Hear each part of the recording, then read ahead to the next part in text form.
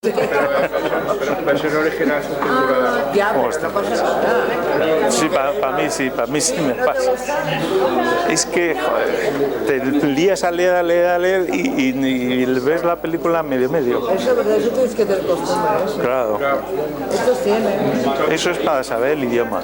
Gracias por venir. Hoy Miguel Arévalo nos va a dar una conferencia sobre los afrancesados.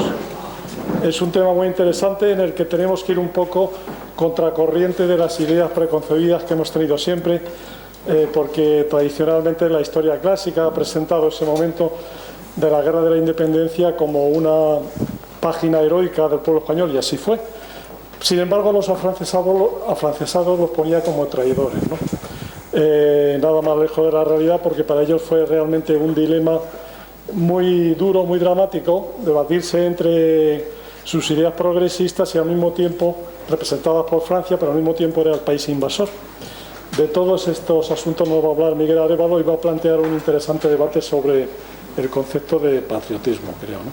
Miguel Arévalo es licenciado en Historia por la UNED y ya ha sido colaborador de la Universidad Popular. El año pasado también nos dio una charla sobre el rey José I como problema, que es otra visión también de este momento histórico. Y anteriormente también nos dio otra conferencia sobre la idea del imperio en la Europa moderna, en particular en la conquista de América. Y sin más, pues os dejo con él. Bueno, pues buenas tardes, gracias por venir, venciendo al frío tremendo que hace. Esta mañana 5 grados bajo cero hacía por la avenida Colmenar. Bueno, pues vamos a empezar con otro problema, efectivamente. José I como problema lo traje, otro problema es el de los afrancesados. El problema que planteo de los afrancesados pues son al menos 3. Uno es cómo les ha tratado la historia. Como decía Pepe, les ha tratado fundamentalmente como traidores. No es extraño, puesto que la historia se inicia después de ellos con Fernando VII, pues seguramente el rey más ruin que hemos tenido en la historia de España. Y luego se ha continuado el franquismo, que nos distorsionó tanto la historia. En este se cebó especialmente porque le interesaba, su concepto de patriotismo coincidía muy bien y iba muy bien el tratamiento de traidor a los afrancesados. Otro problema es el problema moral, que también ha hecho alusión Pepe, al que se tuvieron que enfrentar ellos. A mí siempre me ha llamado mucho la atención el dilema moral que se tuvieron que enfrentar todo aquel ilustrado que en este país existía en 1808. Realmente es un momento de una crisis feroz en España.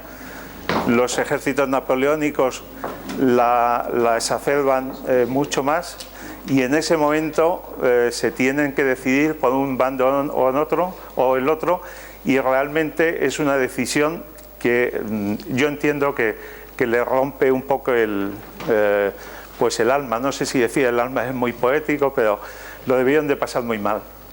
Sobre todo los afrancesados, pero también entiendo que los liberales también debieron de pasarlo muy mal, puesto que también les afectaba a ellos. Los liberales no nos han dejado mucha constancia de ello, puesto que se consideraban el bando vencedor, por lo tanto no encontraban motivo para justificar su actuación. Sí los afrancesados. Los afrancesados pues encuentran necesidad de justificar su comportamiento, dado que a partir de 1814 son tratados como traidores por todo el país, y encuentran esa necesidad de justificarse, y ahí sí encuentras el dolor de la decisión. Dolor que por eso he puesto ahí esa frase de Isaías Berlín, que me parecía que venía muy al pelo. Estamos condenados a elegir, y toda elección puede suponer una pérdida irreparable. Efectivamente, ellos tuvieron una pérdida, entre otras, pues la separación de sus hermanos ideológicos hasta ese momento, hermanos de padre y no de madre seguramente, los liberales. Y el último problema, por último, yo lo planteo aquí, es un problema yo creo más porque si nos metiéramos en ello nos iríamos totalmente del tema. Es el problema de lo que entendemos por patriotismo. Realmente, bueno, es un problema muy complicado. No sé si viene algo en los genes, la idea que tenemos hoy en día de patriotismo, pero uno se plantea hasta dónde actuaron bien unos u otros, hasta dónde el bando patriota era realmente patriota y hasta dónde no era, los patriotas eran los afrancesados. El patriotismo siempre el poder yo creo que lo manipula en su beneficio y entonces nos da una idea de patriotismo yo creo bastante chapucera, por llamarlo de alguna forma. Pero bueno, eso ya es un poco para reflexión de cada uno. Decía que sobre todo los afrancesados justifican bastante su actuación, pero curiosamente el que lo escribe de una forma más bella y más desgarrada es Blanco White. Nos dice ahí: la lucha que tuvo lugar en mi espíritu fue más dura de lo que soy capaz de explicar. Blanco White, como sabéis, en 1808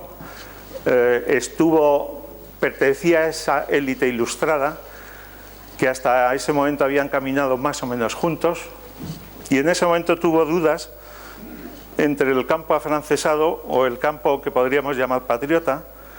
Al final se decidió por el campo, se fue a Sevilla, pero él mismo dice: me voy lleno de pena y no sé qué al fanatismo sevillano, y aguantó 2 años allí, y a los 2 años, en 1810, se fue a Londres porque le era irrespirable el ambiente. Él mismo se plantea esa pregunta precisamente: ¿quiénes somos los patriotas?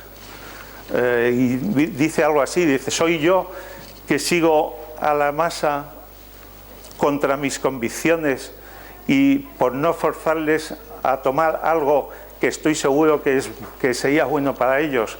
En fin, es un problema que no me hubiera gustado sufrirlo.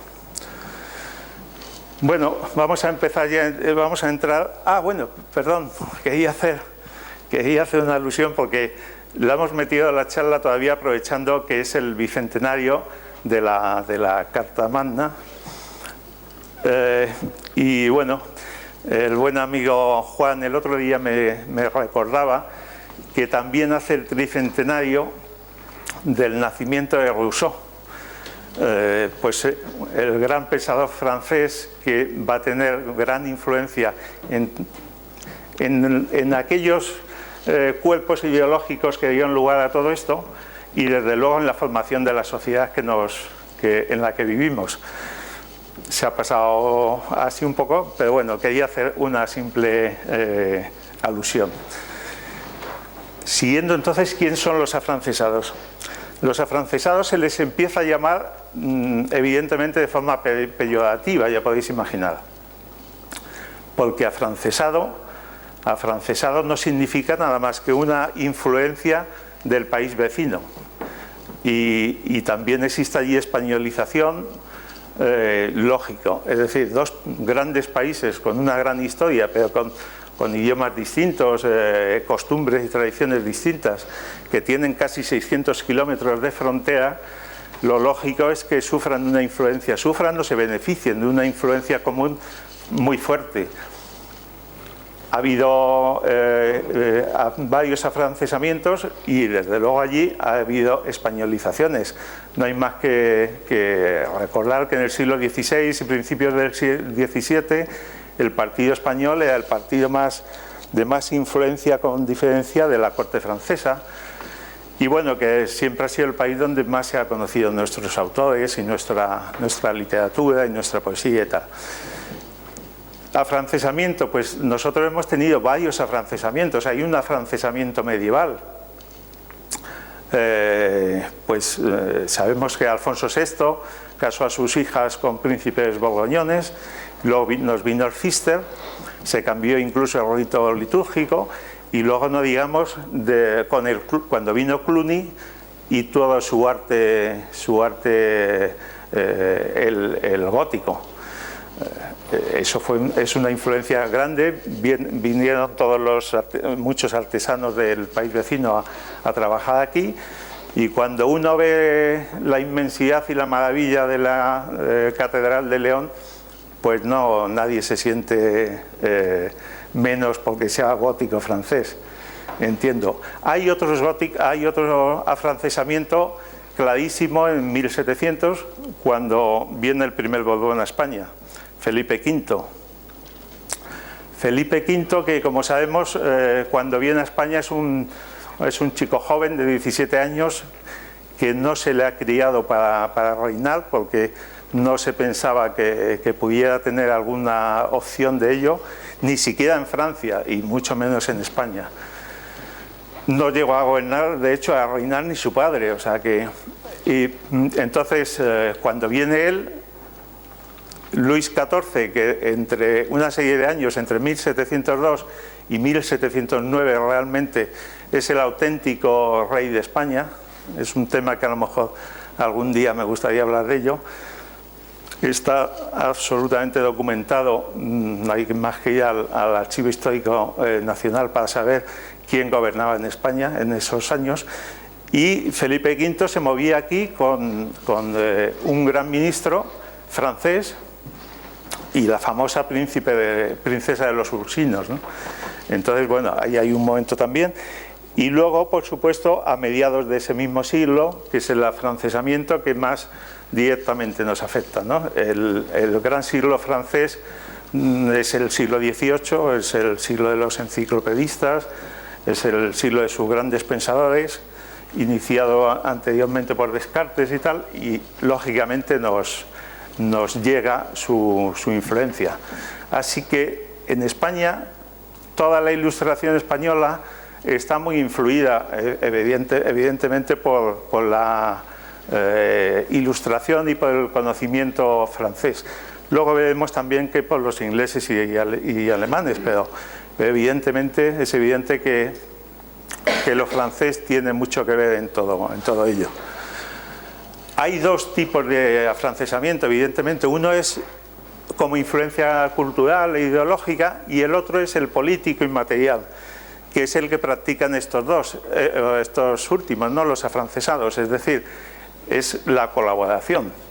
Ellos colaboran con José I, y no tanto con los ejércitos ni mucho menos napoleónicos, pero bueno, desgraciadamente José I está apoyado por los ejércitos napoleónicos. También podemos ver dos grandes grupos de afrancesados. Hay el primero son los juramentados. José I, cuando viene, a los 10 días o muy pocos días, llega a Madrid y tiene que salir huyendo hacia Vitoria, porque se ha producido la batalla de Bailén y vienen las tropas españolas y tiene que salir huyendo. Entonces se da cuenta que todos los que en esa primera venida le habían prometido fidelidad y le habían jurado como su monarca y tal, pues la mayoría le abandonan y le dejan tirado. Entonces, cuando vuelve otra vez, les hace jurar a todo el mundo que le va a ser fiel. Les hace jurar a todos los funcionarios, a todos los alcaldes, a todos los pequeños y grandes comerciantes, en fin, a mucha gente. Entonces, hay mucha gente que jura de buena fe, pero hay otros, evidentemente, que juran porque no tienen otra solución. Y luego están los de libre determinación, los que voluntariamente se apuntan. Ahí he puesto un documento de uno de los juramentos, en este caso el decano y alcaldes de la Casa y Corte de Madrid. Bueno, ¿quiénes eran los afrancesados? Seguimos con ellos. Pues son hijos de la Ilustración, ¿no? Lo curioso en todo esto es que los afrancesados beben más de la Ilustración inglesa y alemana, mientras que pasándose luego a ser afrancesados, mientras que los liberales realmente son los que beben auténticamente, están totalmente influenciados por la francesa. Entienden ya el Estado como una realidad superior a rey y dinastía, pero tienen una insuficiente concepción del Estado soberano, y es que todavía está detrás de ellos su concepción. Ellos todavía no han sido capaces de abandonar el antiguo régimen con todas sus consecuencias. Están a un medio camino. Sus aspiraciones políticas se enmarcan en el despotismo ilustrado. Supongo que más o menos sabéis lo que significa el despotismo ilustrado, y desde luego el despotismo ilustrado pertenece todavía, como sabéis, al antiguo régimen. Ellos beben más de la influencia de la Ilustración inglesa, que era una ilustración muy influenciada por Newton y Locke, que entonces Newton, como sabéis, uno de los grandes físicos de la historia, crea esa necesidad o esa aspiración científica que no existía hasta ese momento, y luego Locke, que es el que promueve el empirismo como método científico, mientras la alemana se preocupan más de los problemas morales y los problemas de la religión y tal. He puesto ahí la frase célebre de Kant: atrévete a saber. En esos derroteros es por donde andan los afrancesados. ¿Quiénes eran? Seguimos. No surgen de la noche a la mañana, evidentemente. Es una forma de pensamiento que tiene sus orígenes, pues seguramente en toda la historia de España, pero desde luego ya a finales del 18 ya se empieza a apreciar. Podríamos poner como un inicio en los novatores, más que en albitristas, en los novatores, que ya son los primeros que en este país empiezan a poner la razón como método de análisis de la realidad. Todo ello hace que esa mentalidad hidalga que tanto daño nos ha hecho a este país se vaya diluyendo. Todavía hasta Carlos III, hasta 1783, no se firma el decreto ese por el que dejan de ser las profesiones normales, estas que ahora vemos como normales, no dejan de ser viles, no dejan de envilecer a la persona que las practica, ¿no? Pero ya a principios de siglo ya esa mentalidad se va socavando. Y luego tenemos un personaje interesantísimo que es Feijóo. Feijóo no es un gran pensador, no le debemos ninguna gran idea, pero sin embargo es el primero que hace una divulgación sin miedo a la autoridad, sin miedo a la Inquisición, de lo que es las nuevas ciencias y es enemigo total de las viejas tradiciones, de las viejas supersticiones que reinaban realmente en este país. Era un escéptico, pero eso lo que hace efectivamente es que le permitía convivir. El escepticismo te permite convivir con otras creencias, no tienes problema para ello.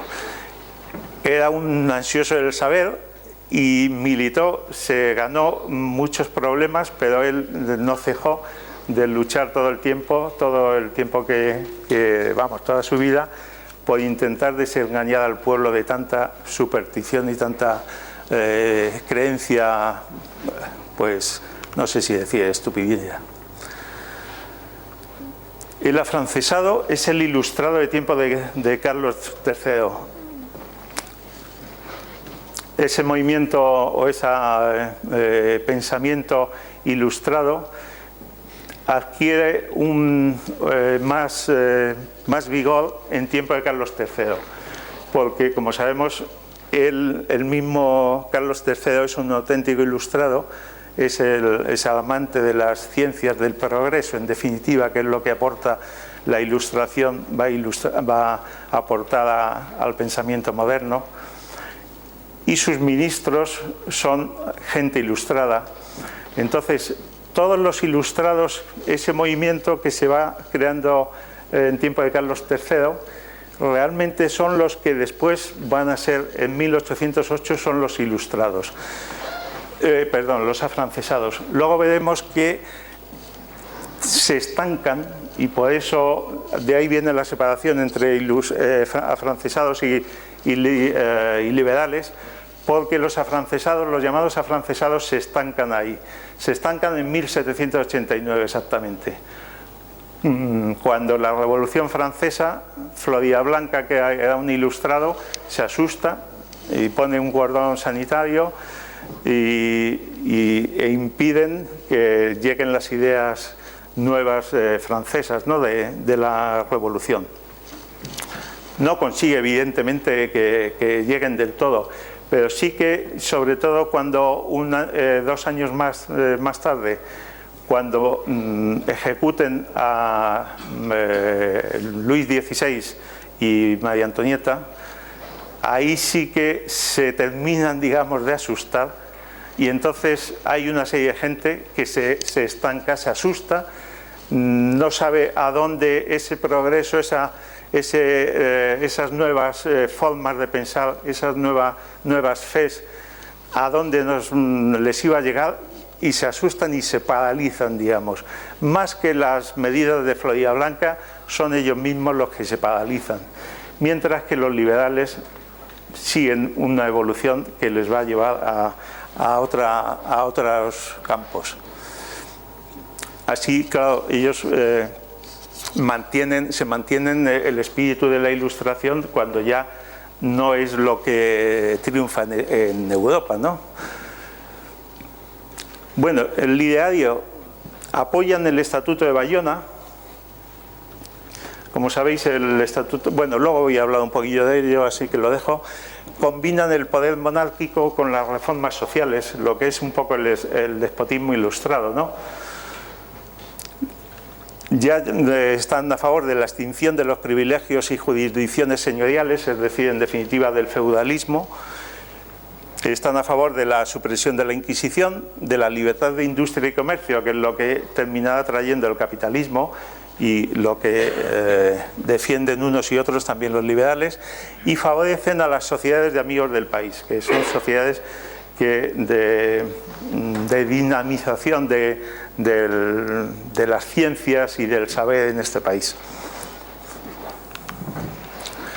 El Estatuto de Bayona. Bueno, el Estatuto de Bayona, yo no sé si tengo que perder ahí mucho tiempo, pero el Estatuto de Bayona, como sabéis, se lo da Napoleón.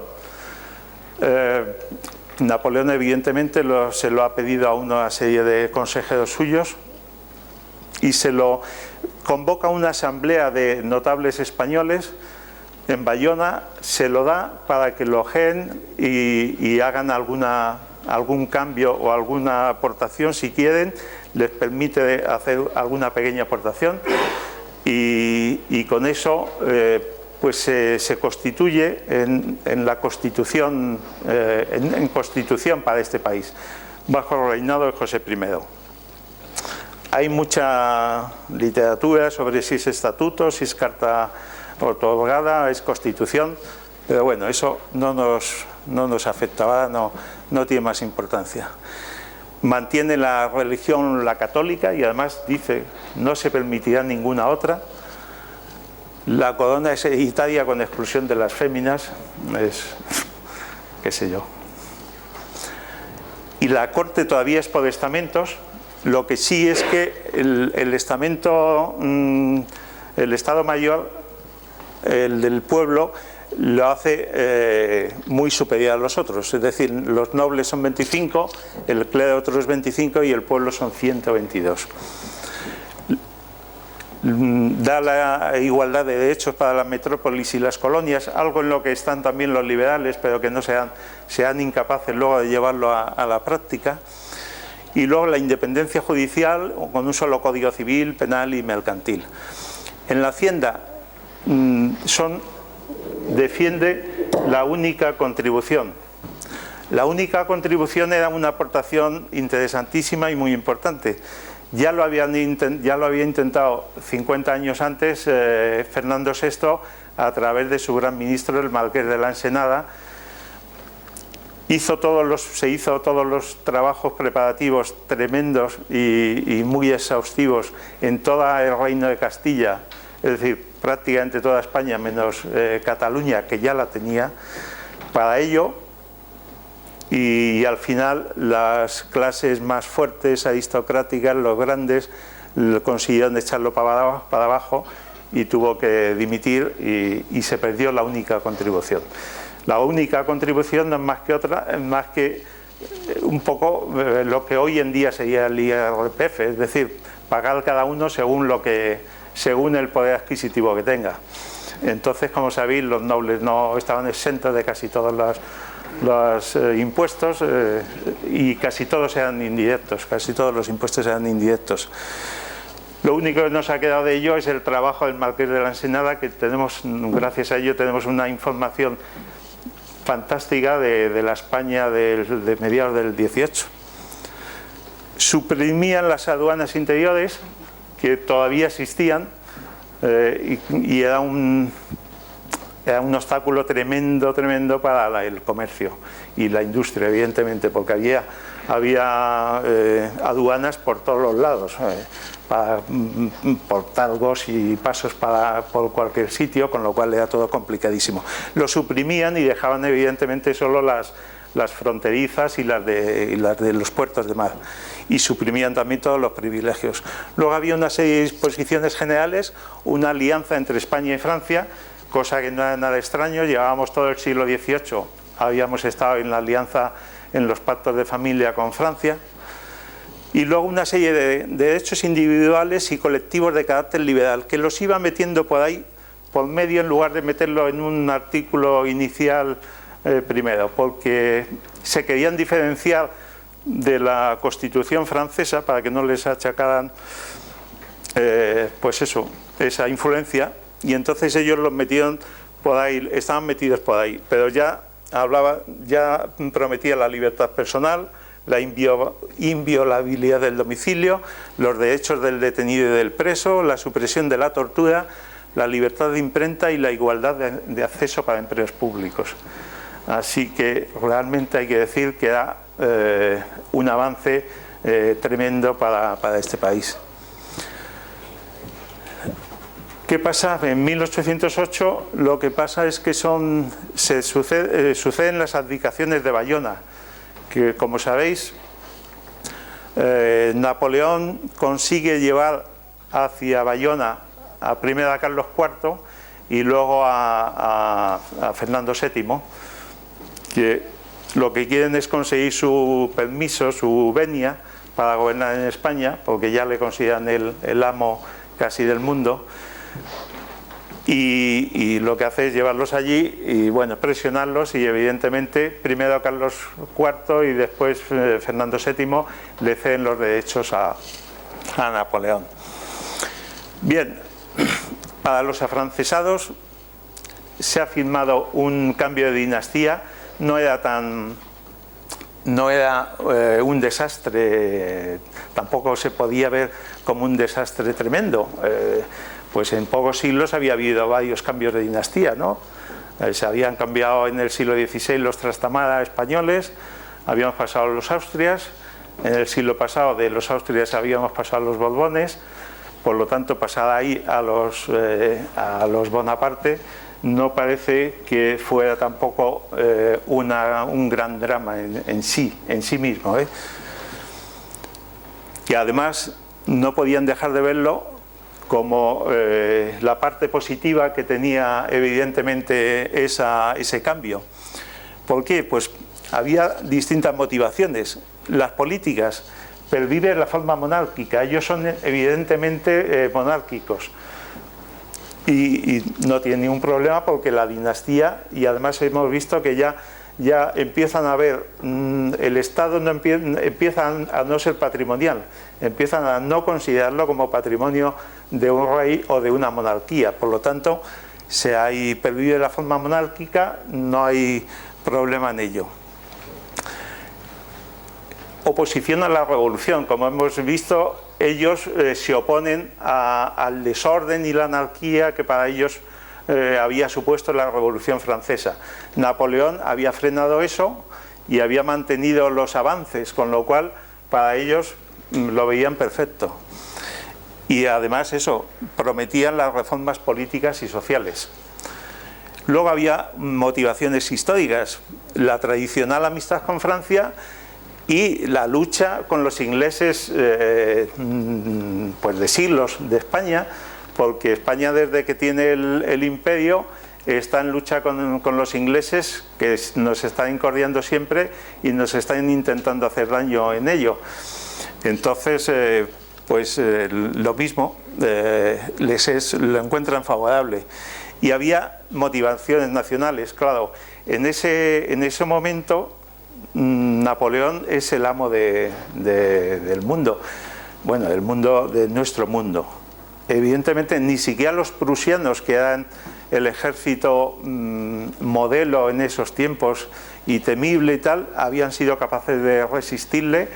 Se había hecho el dueño de prácticamente toda Europa, y España realmente, vamos a ver, en el siglo XVIII para España fue un siglo de avance, pero nos habían destrozado la marina de guerra española, que era muy importante, pero en Trafalgar nos quedamos sin ella, y entre 1800 y 1804 o 5 hay varias catástrofes naturales, hay varias sequías, con lo que suponía para entonces una sequía, y entonces estamos en una situación de crisis tremenda. Aparte de eso, la monarquía está en descomposición total, porque se han producido los motines del Escorial, el motín de Aranjuez.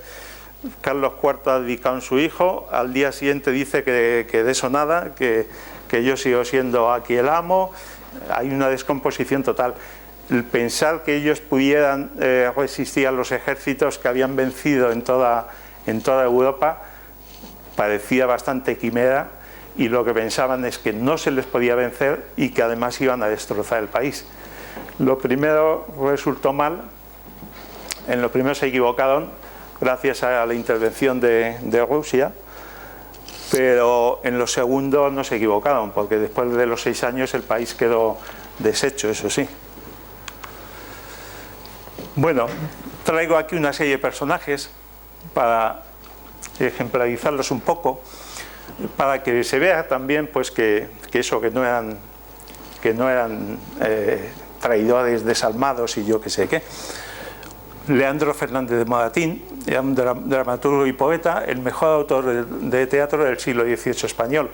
Es verdad que hoy en día, por ejemplo, el Sí de las niñas está un poco, no sé si le interesa ya mucho a la gente, pero en aquel tiempo el Sí de las niñas suponía un avance, un discurso muy progresista, muy adelantado, porque suponía la decisión de la mujer sobre el matrimonio, ¿no? Sí, sobre su vida. Alberto Lista, que era pues eso, un pequeño genio, porque vamos, con 13 años enseñó matemáticas en la cátedra enseñó matemáticas, no sé si lo he dicho bien, en la Sociedad de Amigos del País de Sevilla. Lo hizo sustituyendo al catedrático nominal, pero bueno, con 13 años a una cátedra de matemáticas, a mí me parece una...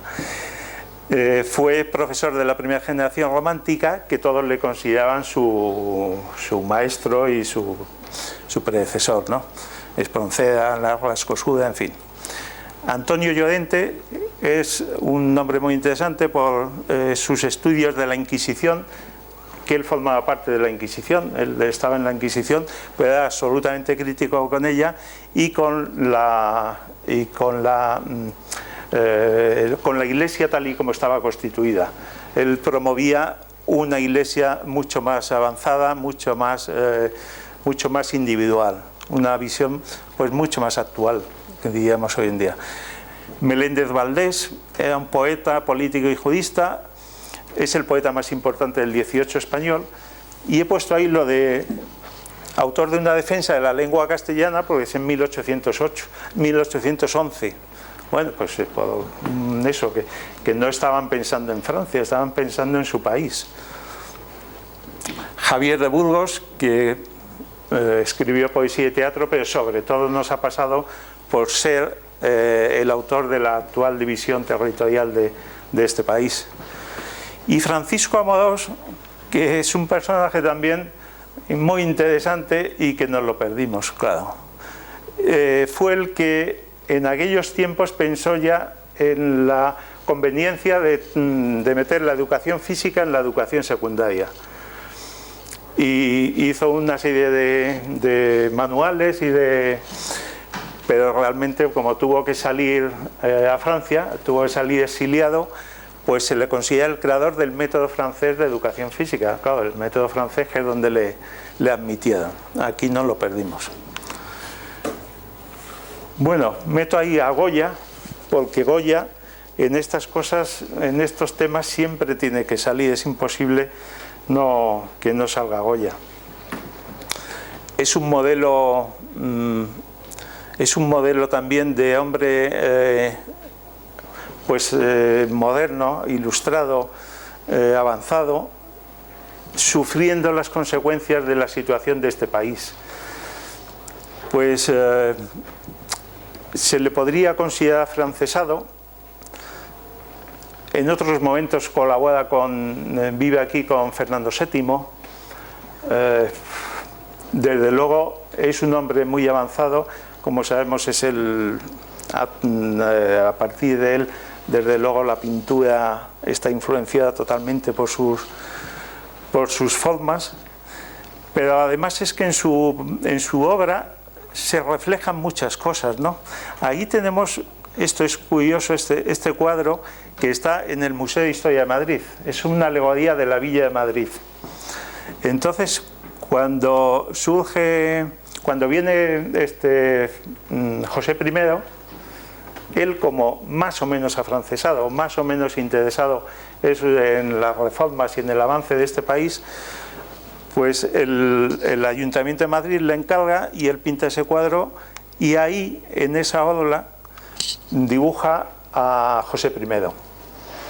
Cuando José I tiene que salir, en la segunda salida que hace a Valencia en 1812, cambia, le mandan que quitar la foto de José I y poner la palabra Constitución.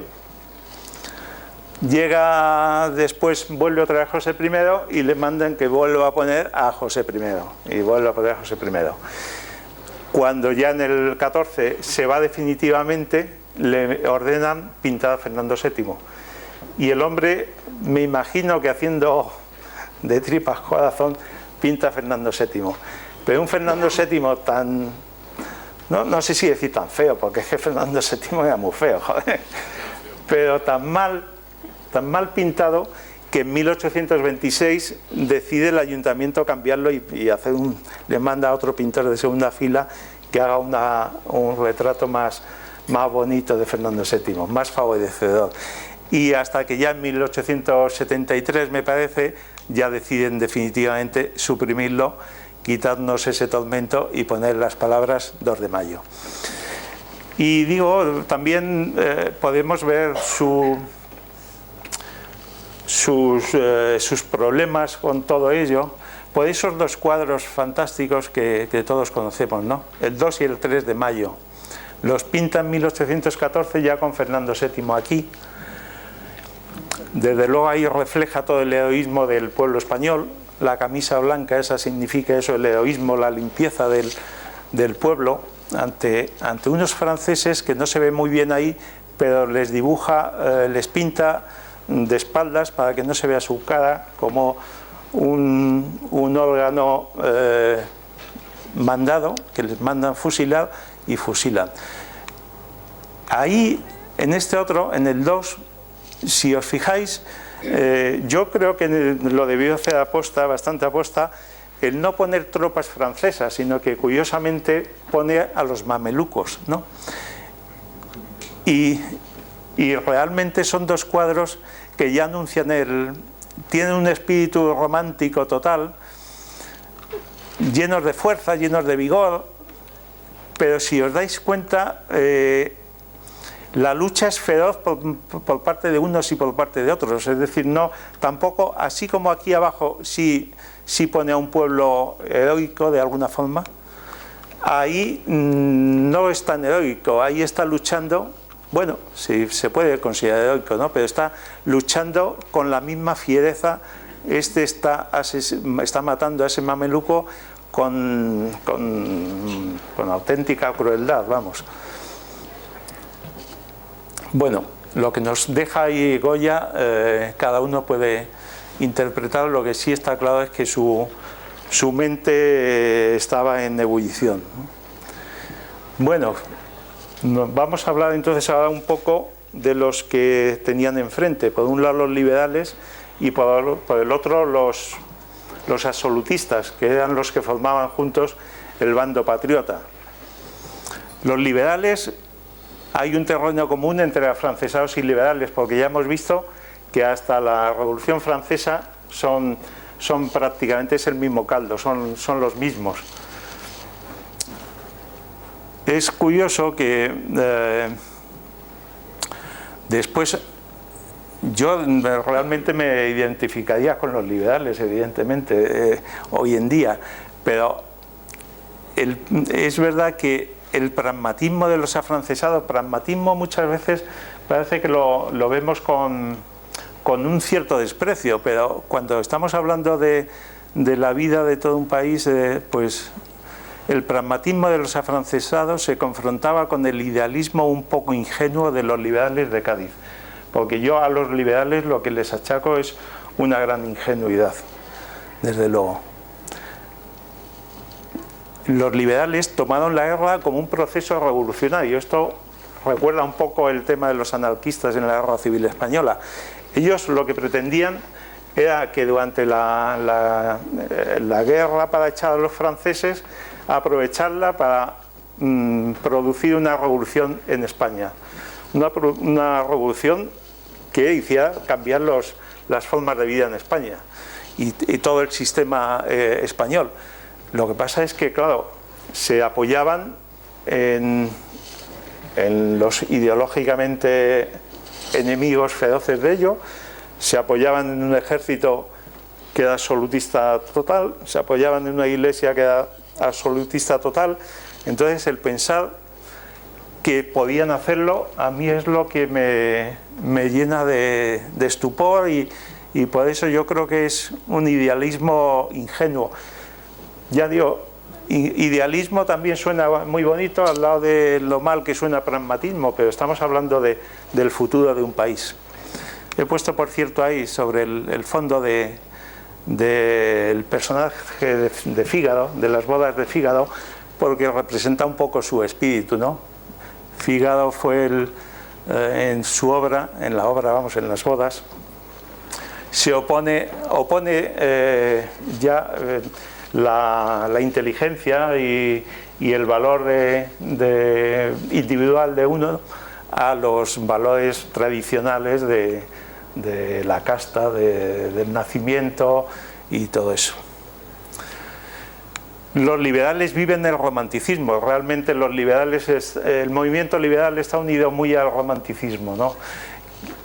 Es una manifestación también de esa separación, porque realmente es una reacción al racionalismo de la Ilustración y por lo tanto de los afrancesados que viven todavía en esa Ilustración, ¿no? Dice Quintana es uno de los líderes de la primera generación de liberales. el líder, vamos, el gran líder de la primera generación de liberales, escribió a Lord Holland, que Lord Holland era el embajador inglés, un hombre muy amigo de España, muy amante de todo lo de nuestro país y muy interesado en sus cosas, estando aquí y luego cuando se fue a su país. Amo tanto la libertad política y civil del pueblo español como la independencia. Lo que pasa es que eso, yo conseguir las dos cosas en ese momento me parece que era imposible. Quintana en las proclamaciones, Quintana se encargaba de hacer las proclamas de las juntas y del gobierno en Cádiz, vamos. Tiempo es de que empiece a mandar la voz sola de la ley fundada en la utilidad general. La utilidad general es un concepto que empieza a pensarse que es la misión de los gobiernos. El primero, o de los primeros, evidentemente Maquiavelo. El denostado Maquiavelo es el que hace toda una filosofía política en función de la utilidad general. Luego se va imponiendo, pero poco a poco, y ya Quintana piensa que debe ser el santo y seña de un gobierno, la utilidad general. ¿Qué es lo que pasa? Liberal. Bueno, como sabéis, la palabra liberal es una aportación del castellano al mundo, ¿no? Porque se empezó a llamar liberal allí. Antes solo se decían las reformas liberales o los avances liberales, o era un adjetivo a las cosas, pero de ahí, a partir de ahí, del 8 pasó a designar a los que defendían esas reformas. Y de aquí pasó al lenguaje universal.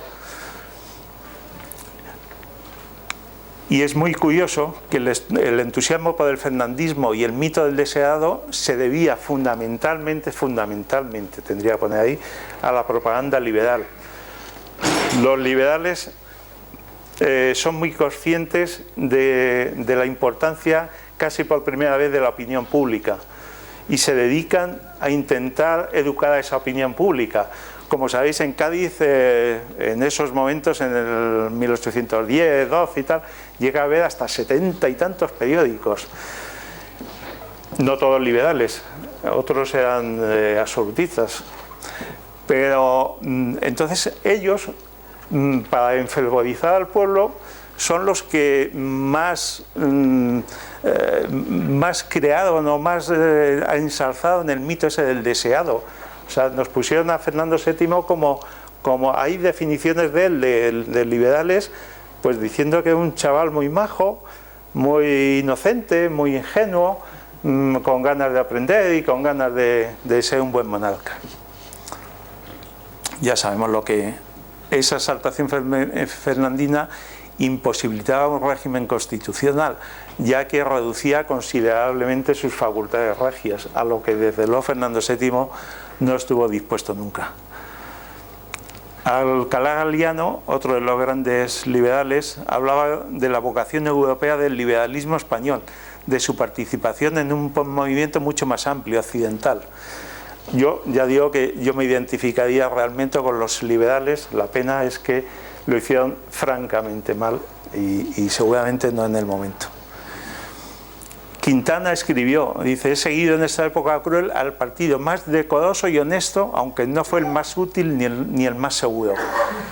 Yo no sé si es el partido más decoroso y honesto. Yo creo que pertenecer al afrancesado no dejaba de ser indecoroso y no era deshonesto, pero él pensaba así.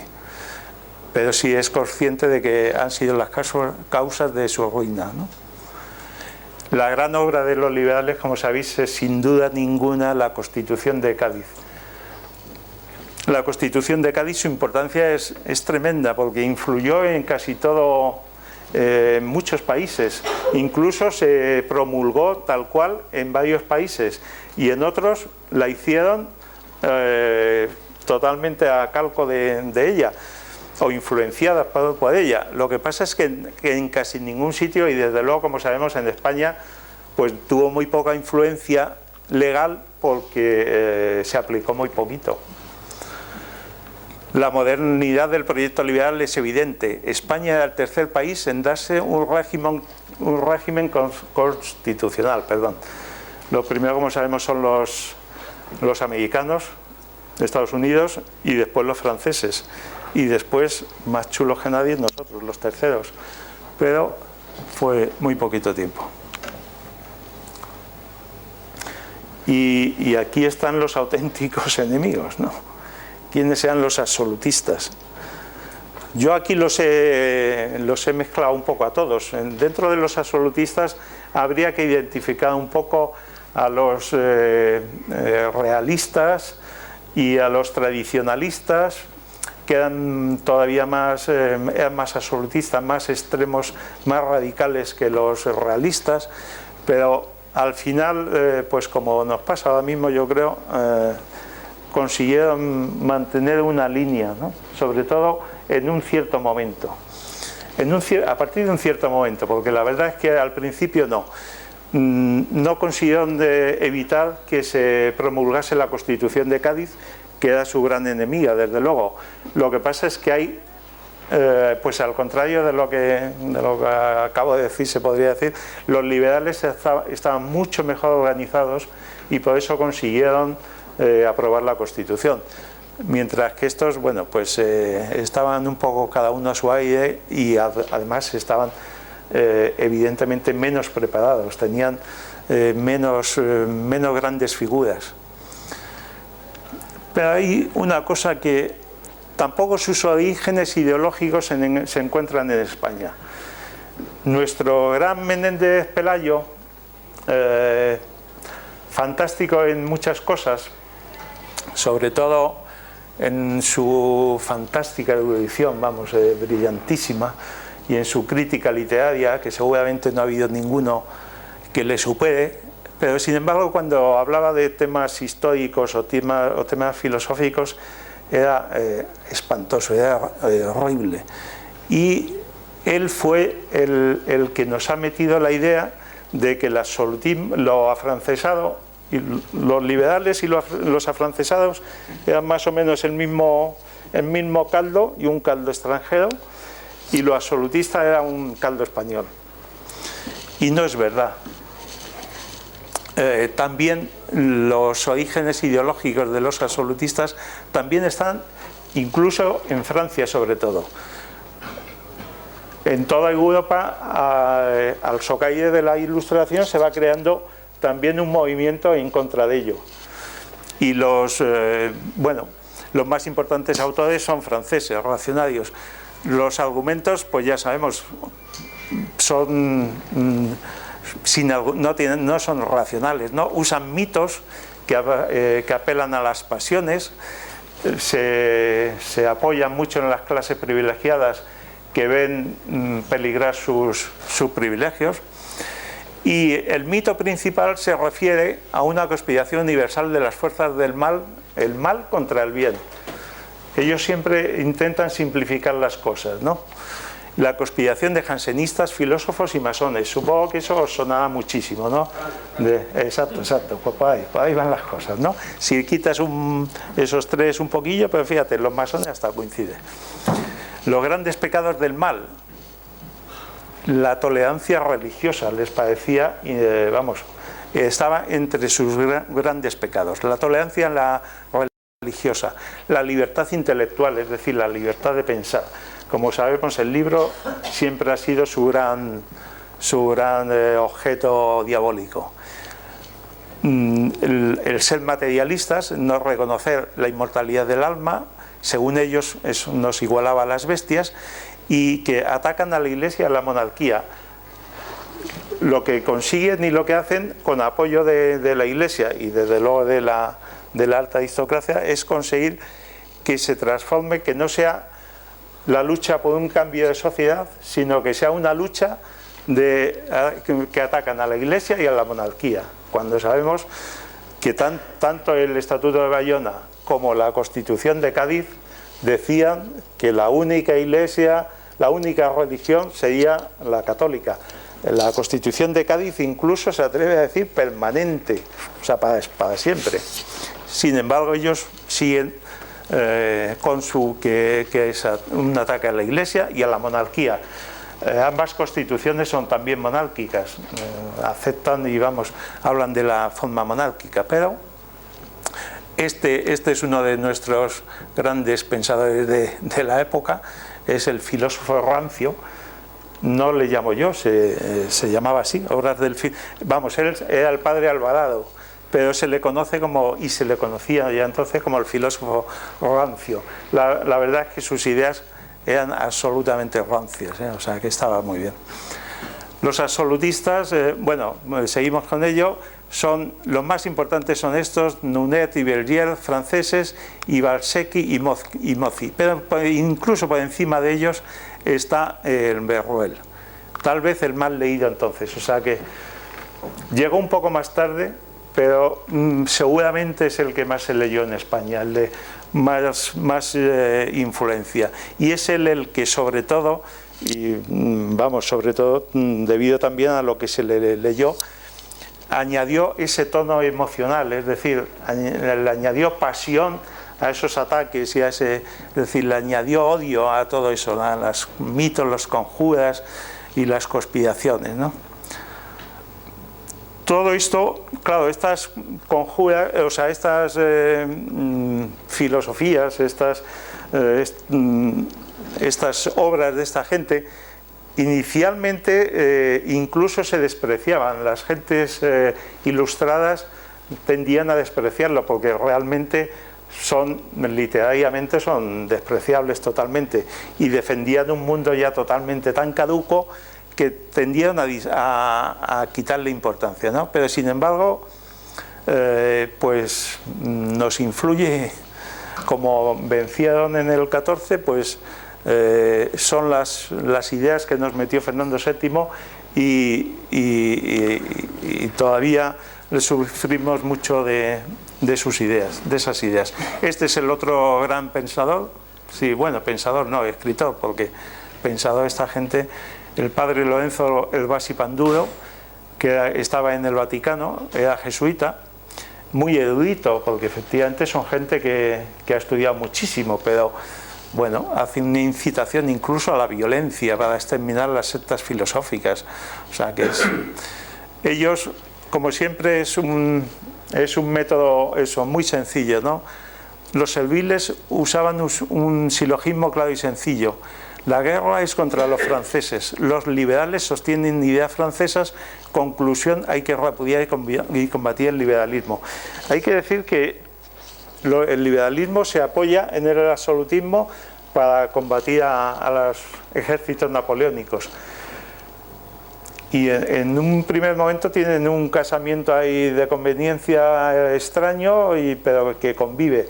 Pero a partir de 1810, cuando empiezan a salir los primeros decretos de las Cortes de Cádiz, y sobre todo a partir ya del 12, pero ya a partir del 10 hay una separación total, y de hecho para los absolutistas casi era más enemigo a destruir el liberal que el mismo afrancesado y que el mismo francés.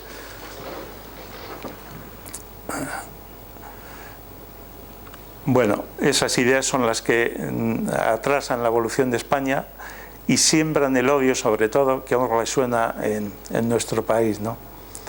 Realmente son ideas, muy pasadas, pero llenas de odio al contrario. Aquí a lo mejor, bueno, no sé si me pasa un poquillo. Pongo como que eso significa 1808, evidentemente significa muchas cosas también, ¿no? Significa el valor del pueblo español, la lucha, el demostrar. Napoleón evidentemente se sorprendió porque pensaba que un país que tenía una monarquía tan decadente, tenía que ser un país hundido, desmoralizado, y se encontró con un pueblo que luchó a muerte contra ellos. Hay que pensar también que la influencia de la Iglesia ahí fue importantísima, porque en todos los púlpitos, como sabemos, pues estaba impregnando de odio hacia el francés. Se convirtió en una guerra pues civil, que hablaba Jovellanos, pero yo creo que está claro, de religión, y tiene sus curiosidades, ¿no? Porque consiguieron transformarlo en una guerra de religión. La religión estaba en todas sus proclamas y en todos los púlpitos estaba que era una lucha contra el herético, contra la impía y atea Francia, cuando realmente Francia es un país católico. Y además Napoleón había restaurado la religión católica que había desmantelado la revolución. ¿Eh? Sí. De hecho, lo que pasa es que lo que pasa es que lo curioso es que para luchar contra esos se alía contra los ingleses que eran protestantes, o sea, que es una guerra religiosa curiosa. Es verdad que en un principio a Napoleón se le admira como general, como se suele admirar aquí y seguramente en cualquier país. Un señor que de pronto, saliendo casi de la nada, de pronto se hace emperador de un país como Francia y derrota a todos los ejércitos de toda Europa, evidentemente tiene mucho predicamento. Y también tiene predicamento, efectivamente, cuando restaura la Iglesia Católica. Lo que pasa es que, efectivamente, cuando invade el Vaticano, invade los estados pontificios y mete en prisión a Pío VII, entonces pues ahí empiezan a haber problemas. El clero realmente luchó, pues prácticamente todo él. Se calcula que habría unos 100.000 eclesiásticos en España, de los cuales 97.000 lucharon en el bando llamado patriota, ¿no? Y 3.000 en el afrancesado. Pero bueno, lo que venía a decir es que en 1808, ¿qué pasa? Que los vencedores, ¿quién vence ahí? Pues vencen los reaccionarios y el integrismo religioso, porque los liberales están vencidos desde antes de... Prácticamente se hacen la ilusión de que Fernando VII va a venir y va a jurar la Constitución, y desde el mismo momento que pone el pie en España, como sabemos, ya él empieza a desobedecerlos y empieza a hacer lo que él tiene aquí en mente, y desde luego lo que hace es eso, implantar otra vez el absolutismo y el antiguo régimen. Así que desde el principio están vencidos los liberales, y los que vencen son eso, los reaccionarios y el integrismo religioso, es decir, el antiguo régimen y el autoritarismo religioso. 1800, por tanto, 8 representa también la intolerancia. 1808 o 1814, como queramos, pero representa la intolerancia, porque desgraciadamente lo que triunfa con el triunfo de ahí, lo que triunfa es la intolerancia, y supone la devastación del país. Son 6 años que se piensa que es la guerra más cruel que ha tenido este país, por lo menos en la historia moderna. Proporcionalmente es mucho más cruel que la civil, hay muchos más muertos, y materialmente el país queda totalmente destrozado. Han combatido aquí nada menos que los ejércitos franceses, un montón de ellos, unos cuantos, los ejércitos españoles, los ingleses, los portugueses, y durante 6 años nada menos el país, en aquellos tiempos, aprovechaban mucho los bienes del pueblo, con lo cual el país ha quedado absolutamente destrozado. Es el levantamiento de un pueblo heroico, pero defendiendo realmente lo que defendía el pueblo es el absolutismo. O sea, el analfabetismo en España en aquellos tiempos pues difiere evidentemente de Madrid a otras provincias y a provincias y tal, pero incluso en Madrid el analfabetismo total me parece que rondaba el 60%. Y a nivel de toda España el 70 y tantos, y en algunas zonas el 80 y tantos y cerca del 90. Analfabetismo total, es decir, del que firma con una cruz, porque no sabe poner nada, ni su nombre, ni nada. Si a eso hay que añadirle un 10 o un 15% más, si pensamos los que sabían firmar, pero escasamente firmar. Es decir, lo que nos da es que es un pueblo muy manejado por la Iglesia desde el púlpito, y como sabemos la Iglesia ha transformado en una guerra de religión que lo que se está luchando es contra el impío y el herético francés. Es Fernando VII, es tremendo pensar, porque no sé si hay alguien duda que Fernando VII es el rey más vil que hemos tenido en este país, ¿no? El rey felón, que llama a todo el mundo, ¿no? Se ha quedado como felón y así. Pero se inicia también un movimiento pendular entre dos antagonismos irreconciliables. Casi peor que todo eso, casi peor es la herencia que nos queda.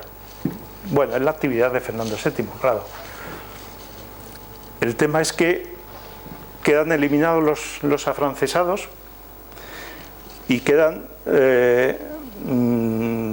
es decir, el centro político de este país desaparece y quedan dos antagonismos, pero uno destrozado también, que son los liberales, con lo cual prácticamente se queda uno que es una ideología absolutamente caduca y que ha triunfado gracias a imponer el odio y la sinrazón. Todo eso pues fermenta en tiempos de Fernando VII, y así tenemos un siglo XIX que es muy difícil de estudiar, el siglo XIX español, porque son continuos pronunciamientos, intentos de levantamientos y generales moviéndose, intentos de subvertir el orden y todo eso. Y por no decir la continuación, que es la continuación de todo eso en nuestra guerra civil, ¿no? Y ya termino, desgraciadamente se ve bastante mal, pero terminaba un poco con Goya. Es una valoración a lo mejor, bueno, gratuita, pero como sabéis pintó dos romerías de San Isidro. Una en 1788, es decir, el año en que es muy difícil que las... Yo aquí lo veía mejor, pero bueno, ahí pues no se ve muy bien. El año 1788 es el año que muere Carlos III, entra a gobernar Carlos IV, a reinar mejor dicho. Es una España alegre. Pues ya digo que todo el siglo XVIII fue un siglo, incluso ya con Carlos II ya se produce un avance continuado de España. Desde 1680 más o menos el avance y el progreso de España es continuado. Entonces queda muy bien reflejado la alegría de un pueblo. Incluso en esa romería se produce una cierta igualdad de clases. Comparten, es de los pocos sitios donde comparten unas clases y otras el mismo espacio, y entonces es un cuadro alegre, lleno de luz. Y años más tarde, dentro de las pinturas negras, vuelve a pintar las romerías de San Isidro, y como veis y conocéis perfectamente, pues es una pintura que casi ni se ve, es muy oscura, muy triste. Los personajes son unas caras horribles, distorsionadas, toda muy negra. Evidentemente yo creo que a la España de Fernando VII es la España que veía Goya. Así que yo no tengo más que decir. Con esto he terminado.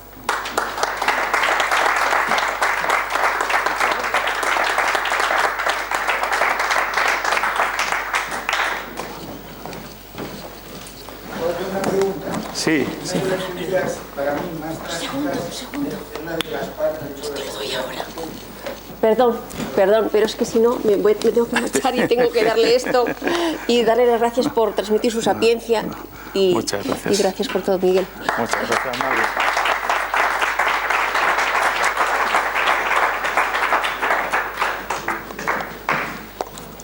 Dime. Yo, de Gaspar Melchor de Jovellanos, dentro de los afrancesados, realmente convencido de los beneficios que venían de Francia y que llegado el momento tiene que tomar una posición y ser patriota. Y entonces crea la primera Junta de Defensa en Asturias.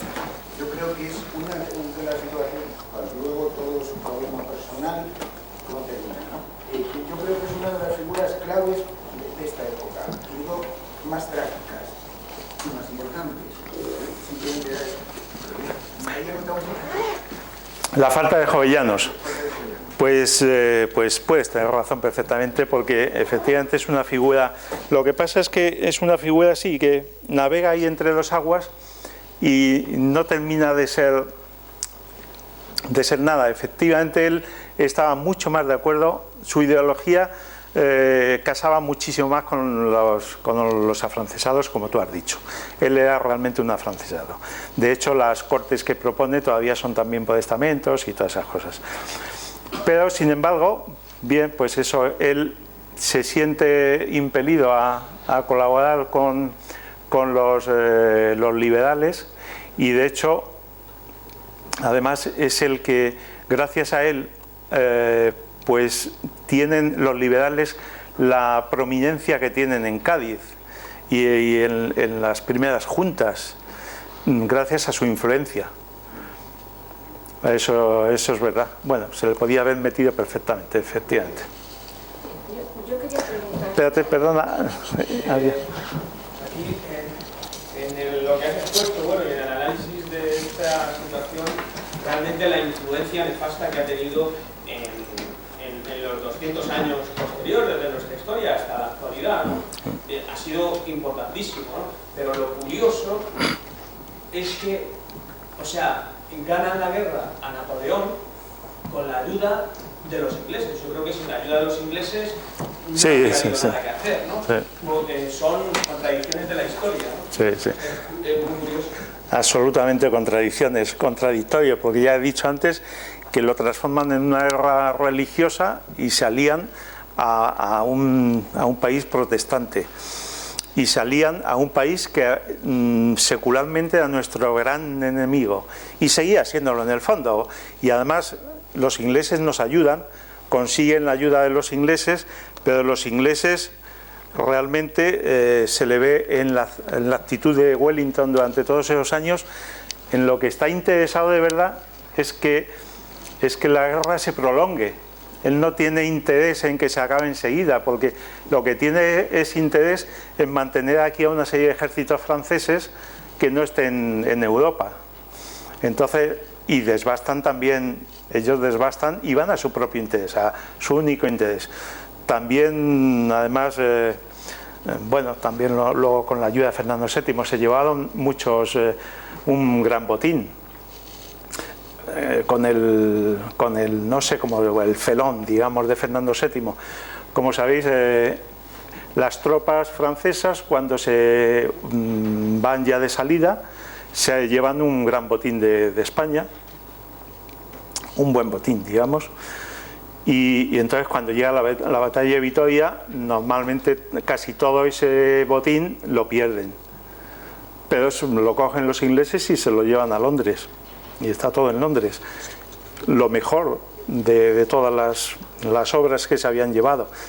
Poco después, meses más tarde, ya reinando Fernando VII, se lo concede graciosamente, se lo da, junto con el Toisón a Wellington, le da todo lo que se habían llevado. Espérate, que está ahí esa señal. No tiene nada que ver con la gran exposición que has hecho, pero yo es que tengo un conflicto con la palabra liberal. Para mí liberal es respetar el pensamiento de los demás, y en cambio hay gente que presume de ser liberal y lo que quiere es imponer sus pensamientos. Entonces, si me podrías, aunque no tenga nada que ver a lo mejor. No, es que ha habido una gran evolución, ¿no?, desde entonces. El liberal de entonces, no tiene que ver nada, desde luego, con la ESPE. No tiene nada que ver. Puede ser general, Nada que ver. Bueno, pero en general mucha gente presume, muchos políticos no solamente de eso. Entonces, es que esa es la concepción que ha quedado del liberal, ¿no? De un señor que es liberal, un señor que es tolerante, que es... Bien, en aquel tiempo el liberal no, es el señor que lucha y que defiende unas reformas que en ese momento son radicales para este país. Ese es el liberal.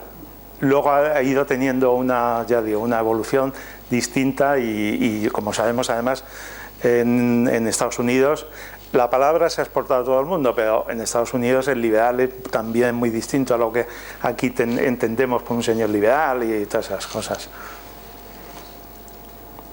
No, ya he apuntado lo de los ingleses. Evidentemente se habla de una guerra civil, entre comillas, una guerra religiosa más que civil, pero realmente fue lo que se llama una guerra europea entre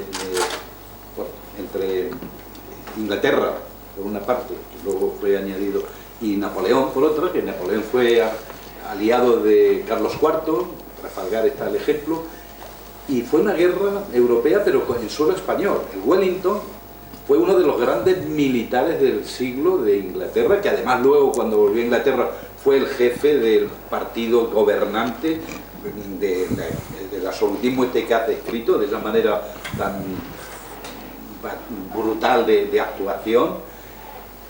Y luego además de eso, en esa guerra que los ingleses le llaman la guerra peninsular y los franceses la guerra de España, la guerra de la independencia tiene un protagonismo quizás menor, en el sentido de que verdaderamente lo que se enfrenta son grandes ejércitos, de una parte con el Wellington, que fue el mejor militar, que fue el que luego ganó Napoleón en el final, y por otra parte el ejército napoleónico. El resto era, podríamos decir... Yo creo que ese aspecto de ver la guerra europea, cómo se desarrolla en territorio ibérico, porque Portugal era aliado de... Yo creo que ese aspecto nunca se trata en los historiadores, y no sé por qué, porque verdaderamente es el determinante, es decir... Bueno, es que, bueno, primero es también guerra civil, porque también hay ejército español luchando, es decir, la mayoría de los generales que conocemos, Castaños, Palafox, son absolutistas total, pero Elías, Helio, Cuesta, son generales de la Romería, no me acuerdo muy bien, también es absolutista, pero hay algunos en el bando afrancesado. Hay un grandísimo general que llega a ser ministro, O'Farrill, que lucha también en el bando afrancesado, es decir, también hay guerra civil, pero lo más importante sería efectivamente desde un punto de vista la parte europea. Lo que pasa es que hay dos problemas. Uno, se considera que si a partir del 12 Napoleón no tiene que retirar de aquí sus mejores tropas, estaría por ver qué había pasado. Segundo, pues bueno, pues la ayuda de los ingleses es muy interesada, y luego tenemos a Fernando VII, que no se hace valer porque no le hacen caso por ningún lado, quiero decir, no tiene ningún predicamento después. De hecho se le ignora a España en los tratados que salen a continuación, se le ignora directamente. Entonces es difícil que se considere que el mérito español, el mérito de este país en la derrota de Napoleón, por lo menos no se le ha conseguido dar esa importancia, no se le consiguió dar en ese momento y no se le termina de dar, ¿no? Una pregunta, cuando establecieron después de la caída de Napoleón la Santa Alianza, España no la tuvieron al margen. No, sí, la tuvieron al margen, sí. Sí. Sí, es que eso, si es que España con Fernando VII pues éramos el... Y eso que después en Europa se produce también un movimiento inversor, vamos, vuelve otra vez el absolutismo, pero Fernando VII es que claro, no tenía ningún prestigio. Y además España estaba muy hundida, muy hundida. El odio que mantiene hacia todo lo que suena liberal y afrancesado es tremendo. Sin embargo, en Hacienda usa a un ministro de corte liberal totalmente como López Ballesteros, porque no ve salida. Tenemos un problema de Hacienda tremendo. España está hundida y no consiguen levantarla, y pone ahí a López Ballesteros, que es un liberal, para que haga otras políticas, pero termina fracasando también, porque claro, le pone para que haga una política más abierta, pero con un sistema absolutamente integrista, absolutista y del antiguo régimen, con lo cual es imposible, no casan ni no hacen nada, y entonces está... Quería hacer otra salvedad. Cuando Fernando VII pide ayuda a Francia para derrotar el liberalismo, cuando vienen los 100.000 hijos de San Luis, ese fenómeno, ¿cómo el pueblo español ahí no reacciona absolutamente para nada? ¿Por cansancio o por...? Pues ahí, mira, es una de las cosas por las que se puede ver la gran influencia que tuvo la Iglesia en el 2 de mayo, en el 1808. Es decir, ahí hay unos ejércitos que luchan al principio, son derrotados y pasan directamente porque ya el pueblo no eso. Bien, pues eso, la Iglesia no se opone para nada, y la alta aristocracia que ha manejado todo el levantamiento de 1808, pues no se oponen, con lo cual pasan abiertamente. 1808 hay que tener en cuenta que es muy dudoso la espontaneidad del pueblo en la lucha, porque hay cosas que hacen sospechar que estaban muy removidas, es decir, que no era un movimiento espontáneo. En el motín sobre todo el de Aranjuez, ahí se sabe perfectamente cómo el trabajo del tío Pedro, que llamaban, es decir, el conde de Montijo, era un agitador profesional al servicio de Fernando VII. Y él tenía una red de agitadores que son los que consiguen hacer el motín de Aranjuez, y los que se piensa que podían estar también en todo el levantamiento, en el de Madrid, pero sobre todo también los demás, porque ahí enseguida, después del de Madrid, se produce el de Oviedo, en las Asturias, y se empiezan a producir una serie de ellos en toda España, con mucha igualdad, es decir, con mucha rapidez y con muchas afinidades.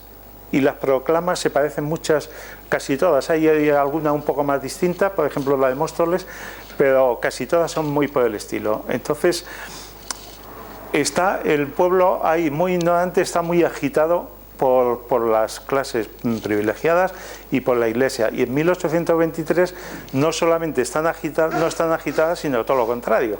Ahí se ve el patriotismo, y por eso decía también del concepto de patriotismo. El absolutismo que lucha en el bando patriota y que se hincha de hablar de patriotismo, después en el 1823 al revés, le abre la puerta al francés, ¿no?, a los ejércitos franceses. Ya parece que el patriotismo, ya no sabes qué es el patriotismo. Bueno, no sé si, espérate, que ya me parece Pepe, ¿no? ¿Quién será? Estamos todos en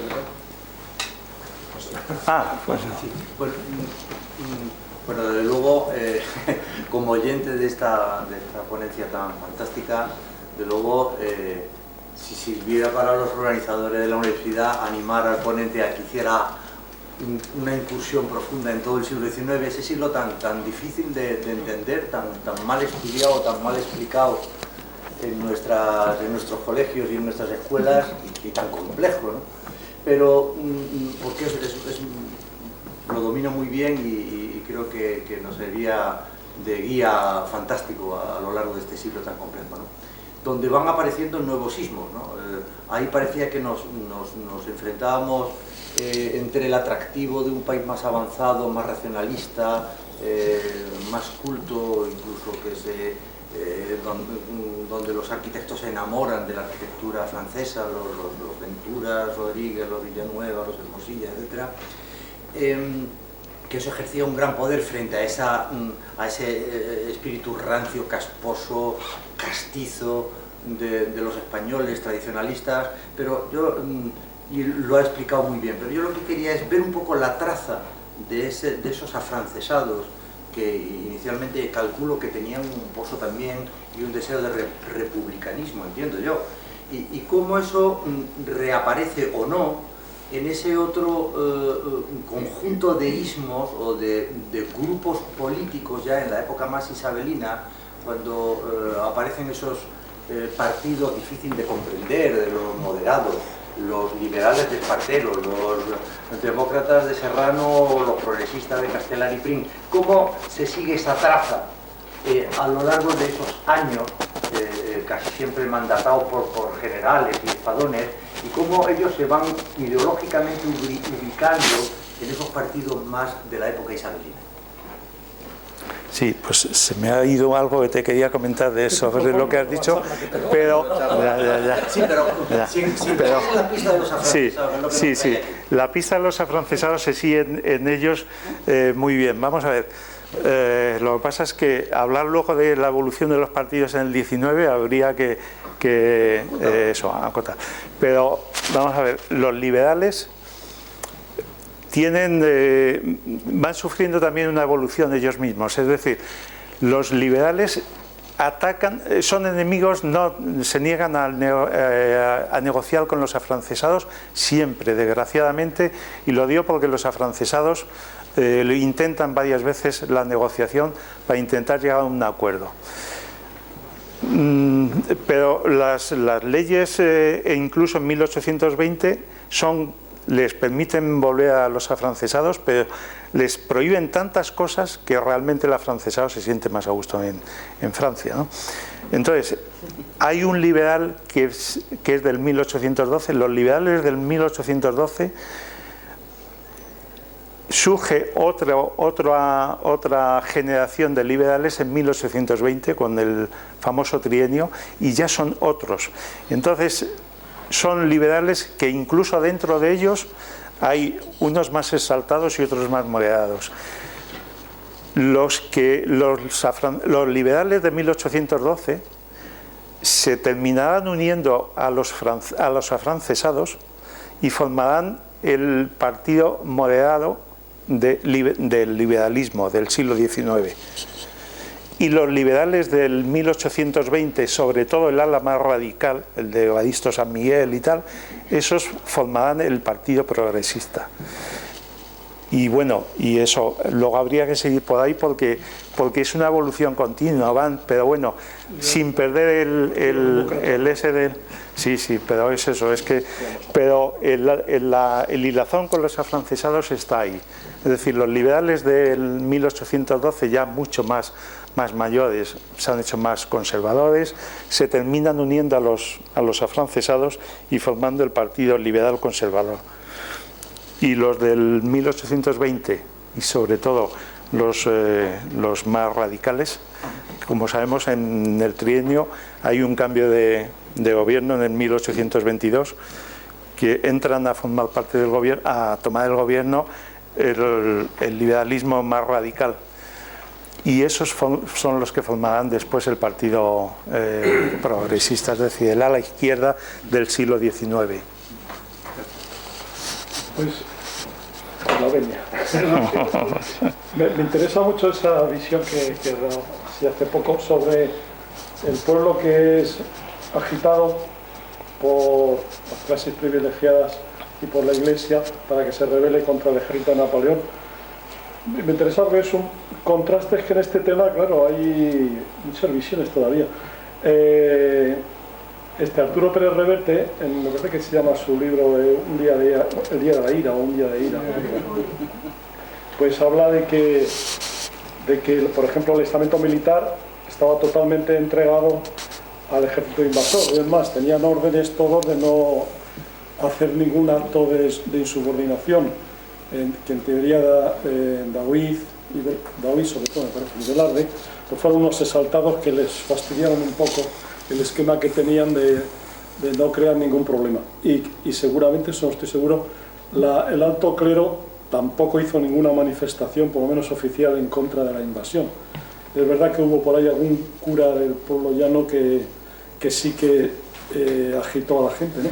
Pero, o sea, que tú piensas que realmente hubo ahí agitadores movidos por la jerarquía de la Iglesia y del estamento incluso militar, que no querían dar la cara, pero que querían que el pueblo le sacase las castañas del fuego.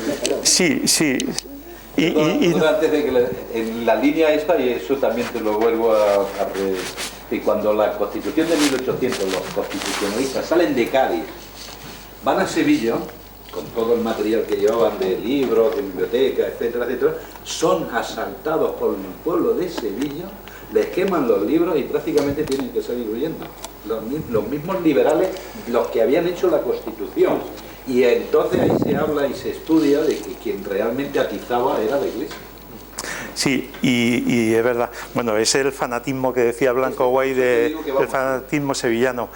Pero es verdad que en un primer momento es que Fernando VII deja orden aquí de absoluta colaboración con las fuerzas francesas. Y entonces la Junta Central y el Consejo de Castilla lo que promueve es la colaboración con las fuerzas francesas, y la Inquisición está con las fuerzas francesas. De hecho, la Inquisición condena el 2 de mayo, el lanzamiento del 2 de mayo. Lo que pasa es que después se apuntan a caballo ya. Todo eso, se apuntan a caballo ganador. Todo eso cambia. Es decir, en un momento dado, sobre todo cuando viene Napoleón y en Chamartín da una serie de decretos, entre ellos eliminando la Inquisición, a partir de ahí cambia la Iglesia totalmente, porque le ve el peligro, vamos, digamos, y entonces a partir de ahí se pone al lado del otro, y entonces es cuando empieza a agitar. Y se me ha olvidado decir una cosa que no tiene nada que ver con lo que las preguntas, pero no quería dejar de decirlo, que se les acusa fundamentalmente de traidores, y no es verdad. Es decir, está absolutamente documentado cómo en los gobiernos de José I siempre, en todo momento pusieron por delante los intereses de España, de su país, antes que los franceses. Incluso se jugaron el tipo varias veces yendo a hablar a Napoleón a pedirle pues que intentase apoyar a José I, porque José I intentó ser un rey español. Lo que pasa es que su hermano no se lo permitió, pero los afrancesados se jugaron el tipo incluso yendo a hablar con él. Es decir, otra cosa se les puede decir muchas cosas, pero desde luego traidores en absoluto. Yo quería apartarme de la historia porque de luego con lo que habéis hablado... Ten cuidado que yo de física yo no sé nada, ¿eh? Yo quiero hablar de psicología de masas. Sí. Si tú tienes un país, y es que esto además es muy actual, que quieres traer una ilustración basada en las ideas de la Revolución Francesa para desanalfabetizar a la gente, pero al hilo de eso traes un montón de gente en los ejércitos, mercenarios, mamelucos y demás, que asaltan, violan, etcétera, etcétera, etcétera, los que quieren los supuestos, es que me estoy tratando de hacer similitud con los americanos en Afganistán. Si tú quieres imponer la democracia a lo bestia, pues yo creo que también las masas reaccionan un poco en contra de esa forma de imponer una desanalfabetización, por decirlo así, o una democracia como es ahora con los americanos. ¿No crees? Sí, evidente. Ese es el gran problema. Se decía que el ejército español, cada soldado traía en la mochila la Constitución. Pero también es verdad que traía el fusil, claro. Y por eso el tema del patriotismo pues es complicado. Porque si no, pues sería mucho más fácil. Que las clases Pero, dominantes, como dices, pues efectivamente hiciesen lo posible agitando a la masa para que fuesen a su favor. Pero es que la masa también, si le impones algo a la fuerza, aunque sea beneficioso, como serían las ideas de ilustración... Pero ten en cuenta una cosa, que los ejércitos de entonces vivían sobre el terreno. Entonces no había un ejército santo en la historia hasta... y los amigos todos, No, bueno, pero ahora podrían serlo más, quiero decir, porque ahora tienen su intendencia perfectamente y podrían actuar de otra manera, si quisieran. Pero entonces vivían sobre el terreno. Hay que tener en cuenta que a la corte de José I le llegaron montones de solicitudes, están en el archivo, de los pueblos de España pidiendo protección contra la guerrilla, las guerrillas. Es decir, que el que luchaba como podía. Las guerrillas españolas destrozaban también por donde pasaban, causaban destrozos auténticos. Es decir, los ejércitos de entonces, no creo que el francés fuera... Hombre, en un momento dado hubo mucho odio porque las guerrillas les hacían un daño tan tremendo que... Pero quiero decir, en principio el ejército francés... de la administración francesa son visibles por todo el país. Hay una tesis que ahora muchos historiadores la mantienen, es que las tropas napoleónicas aquí en la península eran mucho más disciplinadas que las inglesas, y donde verdaderamente se produce ese fenómeno es entre las tropas inglesas. Otra cosa diferente es que los franceses, como tales, muy cultos, lo mismo que hizo Napoleón en Egipto, llegaran a las iglesias, cogieran los mejores cuadros, eso sí, pero lo que es la disciplina militar imposibilitaba, y eso está más o menos en una tesis que está defendida por muchos historiadores, que las tropas se sobrepasaron, mientras que los ingleses hay casos concretamente que documentados por ellos mismos. Tenemos el caso de Badajoz, Ciudad Rodrigo, donde, Bueno, y sabemos la fábrica de porcelana del Buen Retiro, que la destrozaron simplemente porque les hacía competencia, y ahí no hay ninguna excusa, eso fue premeditado, absolutamente premeditado, y a destrozarla. Es eso. La historia a partir de ahí, eso la escribe el vencedor y la escribe Fernando VII. Entonces no es nada piadosa con el ejército francés, pero bueno, habría que ver ese vandalismo hasta dónde llega, que evidentemente lo hay también y se llevan muchas cosas y tal, pero ya digo, la misma guerrilla que eran señores españolitos, pues destrozaban por donde pasaban. Sí, pero... has hecho así, creí que... Muy bien, pues muchas gracias. Bueno, pues nada, muy bien.